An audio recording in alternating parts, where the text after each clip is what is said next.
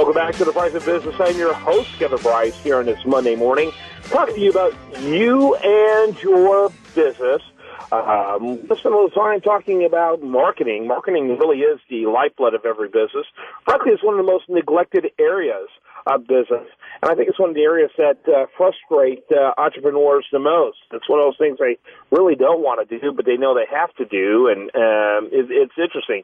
People are passionate about what they do, generally speaking, or they wouldn't do it, and therefore they assume others are going to be passionate too, and that's a really bad assumption. So you got to have some smarts when it comes to marketing. And Roy Morejon, he's with CommandPartners.com. He's going to give us some of his insights on this area. Roy, welcome to the program. I appreciate being here. You bet. Tell us a little bit about your own story and about your company. Absolutely. So Command Partners is a digital marketing agency based out of Charlotte, North Carolina. We work specifically with many, working with them on their local presence and making sure that they're positioning online, that people can find their products and services that they're looking for. And so that's your primary focus is the startups. Absolutely, yeah. We work with startups every day, many of them looking into crowdfunding, trying to get their business proven online through crowdfunding efforts as well. Okay. And that's an interesting niche. I think that's very interesting. And kind of give me a total scope of what services you're providing them. Absolutely. So as far as typical startups outside of crowdfunding, much of it has to do with making sure that their local presence is secured and verified through local search engines, whether it be Google, local, Bing, Yahoo, City Pages, Yelp, those premier sites that people are looking for products and services, making sure that all of their information is correct. Outside of that, we work with website optimization to make sure that their website can be found and crawled properly by spiders and bots specifically.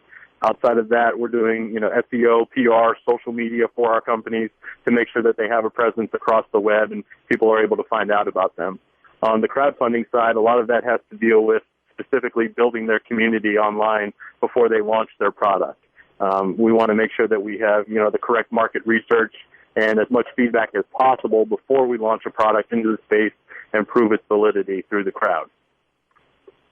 So it sounds like some of these companies are extremely new, maybe in the formative stage. Is your relationship include sweat equity in some of these deals, or how do they pay for your services? Yeah, some of them have been, sweat equity where we have, a small portion of the company early on. Most of them, we do have a small setup fee that basically covers our staff costs here in Charlotte, as well as the PR distribution fees that can be hefty as well. But, in this industry, especially in crowdfunding, you have to get exposure, you have to have PR. And again, the old saying, it takes money to make money, especially in crowdfunding. You have to get exposure for these products. Otherwise, you're in a sea of other, a few hundred people that are launching every day on these platforms. Yeah, and they're exploding, aren't they? Absolutely. I mean, there's tremendous growth in the space right now. I was just speaking at a conference out in Silicon Valley, and they're seeing an explosion with equity-based crowdfunding platforms as well as real estate-based crowdfunding platforms. And it's really an interesting time right now with the Jobs Act being passed 2 years ago, and now hopefully with Title III passing soon, is really going to open up the space for a lot of other investments into companies. Okay. So explain both of those concepts. We've talked about the Jobs Act some, but talk about both the Jobs Act and the other pending legislation. Yeah, so it's kind of a new space for us. What we're mainly focused on is rewards-based crowdfunding using platforms like Crowdtilt, Kickstarter, or Indiegogo. So as far as the equity-based side of things, we're very new into getting into that. We're working with a few new platforms right now that are looking to actually do both once these, Jobs Act and Title III passes. But, I can't speak too much into depth into that quite yet, as it's not quite our expertise. Got it. Yeah, what's cool about the Jobs Act is that people who are not accredited investors are able to get involved in accredited investment projects. I think it's really awesome.